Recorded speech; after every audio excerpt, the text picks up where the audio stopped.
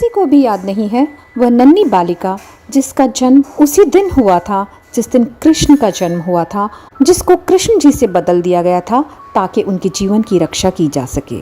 हालांकि इस बालक का जन्म बहुमूल्य था, लेकिन इस बालिका का जन्म तो केवल बलिदान के लिए हुआ था। आज न केवल भगवान कृष्ण का जन्मदिन है, अपितु देवी योगमाया का भी जन्मदिन है।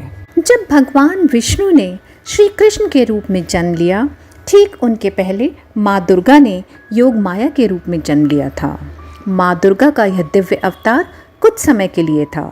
गर्भ पुराण के अनुसार भगवान कृष्ण की माँ देवकी के 7वें गर्भ को योगमाया ने ही बदलकर रोहिणी के गर्भ में पहुंचाया था, जिससे बलराम का जन्म हुआ था। योगमाया ने यशोदा के गर्भ से जन्म लिया था। योगमाया के जन्म के समय यशोदा अचेतन अवस्था में थी और उन्होंने इस बालिका को देखा नहीं था।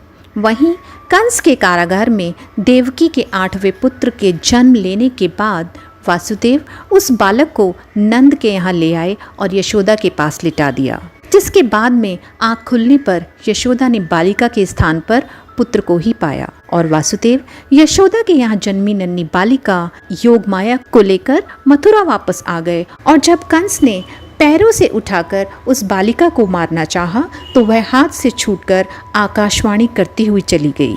योगमाया ने कहा, कंस, तुझे मारने वाले का जन्म हो चुका है। वैसे तो मैं तुझे भी मार सकती थी, लेकिन तूने मुझे मेरे पाँव से पकड़कर उठाया था, इस कारण मैं तुझे आज क्षमा करती हूँ। और इस प्रकार योगमाया के बलिदान से कृष्ण को बचाया जा सका था।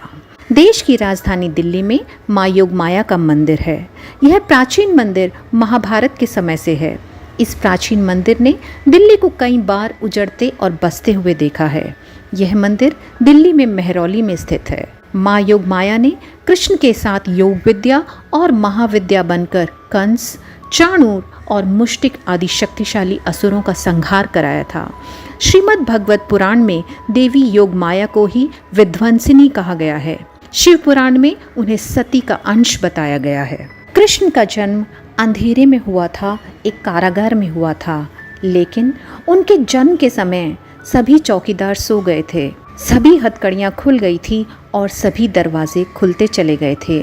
ठीक उसी प्रकार जब कृष्ण का जन्म अर्थात चेतना का जन्म होता है तो हमारे हृदय से अंधेरे यानी कि सभी प्रकार की नकारात्मकता दूर चली जाती है। सभी हथकड़ियाँ जैसे अहंकार और मैं टूट जाते हैं और सभी कारागार के दरवाजे जिसमें हम अपने आप को बंद रखते हैं, जैसे जाति, धर्म, ऊंच नीच, रिश्ते, नाते, अमीर गरीब, सब खुल जाते हैं। यही जन्माष्टमी का असली संदेश व सार है।